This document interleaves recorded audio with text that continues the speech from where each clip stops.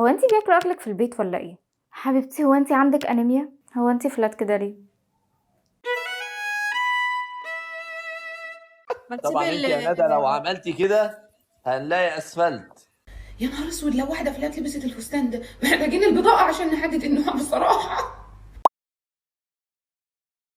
اشقط بالشمال واطفش باليمين. طبعا في حاجات بنقابلها اكتر من كده بكتير، بس ده اللي انا عرفت اجمعه دلوقتي. لما كان بيتقال كلام زي ده قدامي كنت باخد بالي ساعتها ان المجتمع عنده معايير معينه معرفش جابوها منين، وبيتقال لي ان الراجل بينجذب لاحجام معينه. كل محيطي في الوقت ده تقريبا كان بيحسسني ان انا في حاجه غلط وفي حاجه ناقصه. النوع ده من البادي شيمنج على البنات الفلات بيتقال عادي وبكل اريحيه، بيعدي عادي، وفي ناس ما بتاخدش بالها ان في حاجه حصلت اصلا. باي ذا واي، انا محروقه من الشمس وبقشر، محدش يقول لي انت منقطه ليه. خليني اقول لكم بقى ان هوس المجتمعات بيتغير دايما بشكل جسم الست. في اليونان القديمه كان بيعتبر الفلات هو الشكل المثالي ورمز الشباب والنقاء، وعلشان كده لما كانوا بيجوا يمثلوا الالهه بتاعتهم في تماثيل كانوا بيعملوها فلات. لكن فجاه بيجي عصر النهضه والمقاييس كلها بتتغير، وبيعبر فنانين العصر ده زي تيتن وروبنز بان هم يرسموا الستات بقوام مليان شويه. وبعدها بندخل على العصر الفيكتوري وبتدخل موضه الكورسيه او الكورسيت، وساعتها كان عشان تبقي ان لازم تلبسي الاداة التعذيبية دي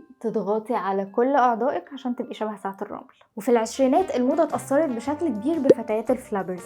الستات في الوقت ده كانت بتلبس دريسات بستايل معين، وكان شعرها قصير، ومعظمهم ما كانش بيلبس حمالات صدر، وكانت اكتر حاجة ان في العصر ده هو انك تبقي فلات. وتيجي في الخمسينات مارلين مونرو وتغير المقاييس دي كلها وتطلع الكيرلز هي الموضة، وتطلع موضة الكومبرو. ونرجع تاني في الستينات والسبعينات لحركات التحرر من حمالات الصدر وحركات تحرير المرأة ترفع شعار التحرر من القيود التي يفرضها المجتمع والرجوع للجمال الطبيعي. وفي التسعينات تظهر عارضات الازياء الرفيعه قوي زي كات موس. انا دخت من المجتمع ده. المهم ان ساعتها كان الجمال هو الجسم الرفيع جدا. واخيرا نيجي لعصر الكارديشيانز وفلاتر انستجرام.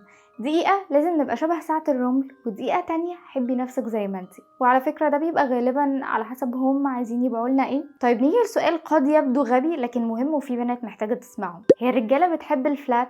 وبجد انا من كام شهر كنت قاعدة في قاعدة فيها واحدة من سني، باي ذا واي هي فلات، وبتسأل بجد السؤال بالصيغة دي: هو في راجل ممكن يبص لواحدة فلات؟ فشوفوا العبث في المجتمع واصل لحد فين. وفقا لمصادري العلمية جدا جدا، اللي هي بصراحة كانت إجابات أسئلة زي دي على كورة وعلى ريدت كانوا رجالة مجاوبين عليها.